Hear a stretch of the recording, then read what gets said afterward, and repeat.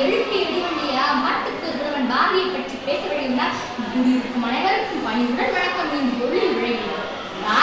குருநேரின் தீரத்தில் 1882ஆம் ஆண்டு டிசம்பர் 12ஆம் நாள் சின்னச்சாமி ஐயருக்கும் லட்சுமி அம்மாளுக்கும் பிறந்த ஆசுக்கவி தனது தமிழ் புலமையால் 11 வயதிலே பாரதி என்ற பட்டத்தை பெற்ற பாசக்கவி.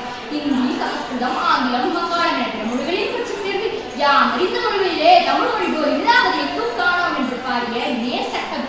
ஆங்கிலேயரை விரட்ட தனக்கும் கவிதைகளால் மக்களை வீறு கொண்டு எழ வைத்த தேசக்கவி. சுதந்திர போராட்டத்தை அவர்கள் பற்றி எறிய அதே தன்னுடைய பத்திரிகை, இலக்கியம், கவிதை வடிவில் மக்களுக்கு சுதந்திர உணர்வாக ஊட்டினார்.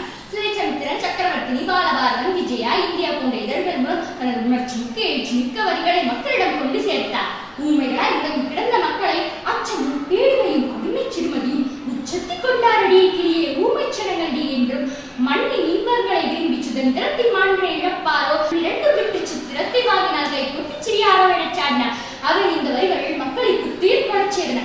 அச்சமில்லை அச்சமில்லை அச்சம் என்பதில்லையே உச்சி மீது பாடியில் வீழ்கின்ற போதிலும் அச்சமில்லை அச்சமில்லை அச்சம் என்பதில்லையே என்னும் வரிகளால் மக்களின் அச்சத்தை போக்கினார். இன்று தனியும் இது சுதந்திரதாகம், என்று மடியுமிகள் அடிமையின் மோகம் என்று மக்களுடைய சுதந்திரதாகத்தை ஏற்படுத்தினார். சொந்த நாட்டை பார்க்கடி சிரிஞ்சிடோம் இனி அஞ்சிடோம், எந்த நாட்டிலும் இந்த அநீதிகள் ஏற்குமோ தெய்வம் பார்க்குமோ என்று கர்ஜித்தார். ஆங்கிலேயருக்கு எதிராக சுதேசி கப்பல் விட்ட வ.உ.சி.யை வானனாக புகழ்ந்தார். வெள்ளிப்பாணி மலை மீதுறவுவோம், அடி நேரிக்கடல் முழுதும் கப்பல் விடுவோம், பழித்தளம் அனைத்தும் பொய் செய்துவோம், எங்கள் பாரத தேசம் என்று தோள் கொட்டுவோம் என்று முழங்கினார்.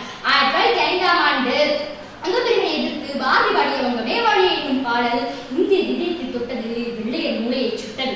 மண்ணும் இமயமலை எங்கள் மலையே, மாநிலம் ஈடு போல் பிரிதிலேயே என்று இந்திய மக்களை ஓரினமாக இணைத்தார். ஒன்றுபட்டால் உண்டு வாழும், நம்முடைய ஒற்றுமை நீங்கிடில் அனைவருக்குமே தாழ்வு என்று மக்களிடம் ஒற்றுமை உணர்ச்சி ஏற்படுத்தினார். ஆங்கிலேயர் கெடுபிடிகளால் சுதந்திர வேட்கை ஊட்டும் கருத்துக்கள் மக்களிடம் சென்றடைய பல புனைப்பெயர்கள் கட்டுரைகள் எழுதினார். பல கருத்துப்படங்கள் வெளியிட்டார். புரட்சியை வெளிப்படுத்தும் விதமாக தனது இந்திய இதழை சிறப்பு உள்ளத்தாளில் வெளியிட்டார். அவரின் உணர்ச்சி மிக்க எழுச்சி மிக்க வரிகளுக்கு தமிழகத்தில் பலத்த ஆதரவு பெறுவதைக் கண்ட ஆங்கில அரசு அவரை கைது செய்தது. அவர் இந்தியா பத்திரிகைக்கு தடையும் விதித்தது. ஆயினும் அவரது வீர முழக்கங்கள் ஓயவில்லை.